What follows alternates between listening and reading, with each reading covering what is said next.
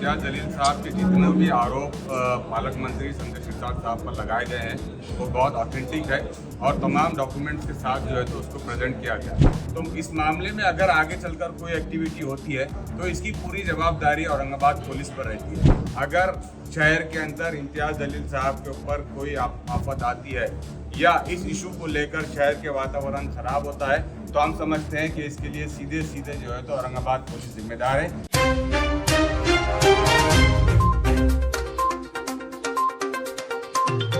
जलील साहब और मंत्री पालक मंत्री के ने जो इल्ज़ाम लगाया है उसके ऊपर देखिए, सबसे पहले तो हम बता दें कि इम्तियाज जलील साहब के जितने भी आरोप पालक मंत्री संजय सिरसाट साहब पर लगाए गए हैं वो बहुत ऑथेंटिक है और तमाम डॉक्यूमेंट्स के साथ जो है तो उसको प्रेजेंट किया गया।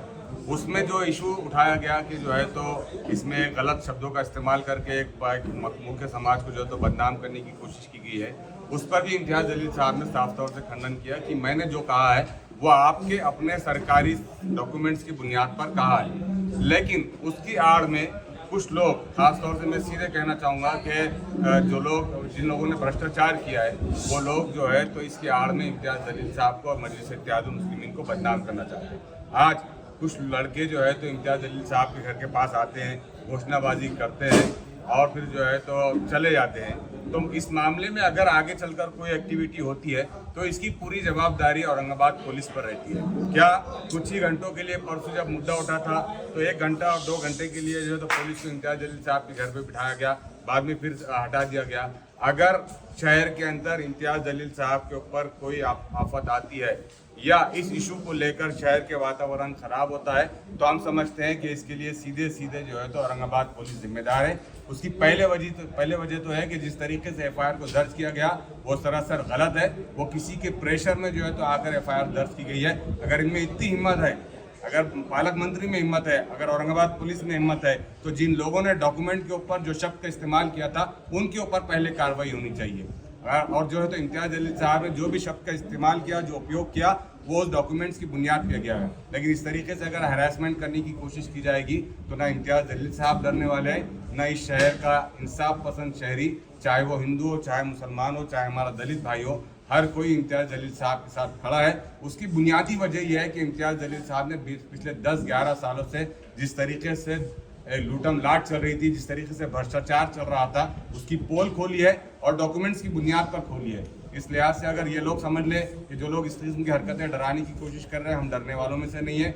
दूसरी तरफ औरंगाबाद पुलिस की जिम्मेदारी बनती है कि इस किस्म के असामाजिक तत्व जो लोग शरारत कर रहे हैं उनके खिलाफ सख्त एक्शन ले, इसलिए कि इम्तियाज जलील साहब न सिर्फ औरंगाबाद शहर बल्कि पूरे महाराष्ट्र की एक आवाज़ है। भी निकालने की कोशिश हो रही है। मंत्री को अभी समाज क्यों नजर आ रहा है? अभी तक समाज दिखाने उनके लोग घरा तोड़े गए दलित समाज के, जब आए नहीं, अभी क्यों आए? अभी समाज को आगे करके बदनाम। अब ये सवाल का जवाब तो आपने पालक मंत्री से पूछना चाहिए। वो इस वक्त जो है तो समाज कल्याण मंत्री नहीं है, वो अपने फैमिली कल्याण मंत्री हो गए, जिसके तमाम तर दावे और प्रूफ जो है तो इम्तियाज जलील साहब ने आपके सामने रखे कि कैसे 150 करोड़ की प्रॉपर्टी को अपने सियासी दबाव के तहत 64 करोड़ में खरीदा जाता है, कैसे 10 एकड़ की जगह जो है तो करोड़ों रुपए की होती है उससे सिर्फ चंद लाखों और करोड़ों रुपए में खरीदा जाता है, जबकि एक जो है तो खासतौर से दलित समाज के कल्याण के लिए रखी गई थी।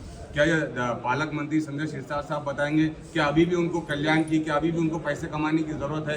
वो क्यों नहीं समाज के दूसरे दलित भाइयों को इस किस्म की जमीनात दिलाते हैं? क्यों नहीं दूसरे समाज के गरीब दलित हमारे भाई बहन हैं उनके लिए तो नई नई स्कीम्स लेकर आ सकते हैं, लेकिन नहीं, उन्होंने समाज को छोड़कर अपने आप का फायदा किया। ये सरासर गलत है और अगर इसकी आड़ में इम्तियाज जलील साहब को टारगेट करने की कोशिश करेंगे तो हम बर्दाश्त सर्वपक्षीय अम्बेडकरवादी संगठन भी तैयारी चल रही है। इम्तियाज जलील साहब के खिलाफ चाहे मोर्चा निकाले, चाहे घोषणाबाजी करे, चाहे कुछ करे, वो अपने मामला से, वो अपने बयान से पीछे हटने वाले नहीं है। अगर इस किस्म की हरकतों से शहर का वातावरण बिगड़ता है तो इसके लिए औरंगाबाद पुलिस जिम्मेदार है।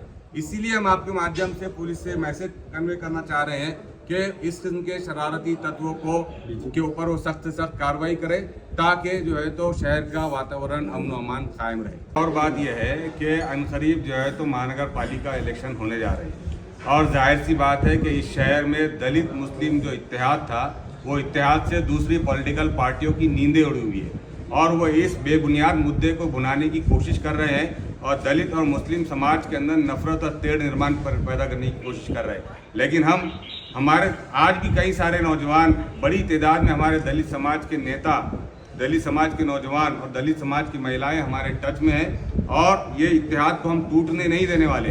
ये उन पॉलिटिकल पार्टियों के लिए मैसेज है कि अगर वो इसके आड़ में इस मजबूत इत्तेहाद को तोड़ने की कोशिश कर रहे हैं तो उनको उनकी जगह दिखा दी जाएंगी इंशाल्लाह। तो वो इस ख्याल से बाहर निकले कि दलित और मुस्लिम इत्तेहाद इस शहर में कभी टूट नहीं पाए।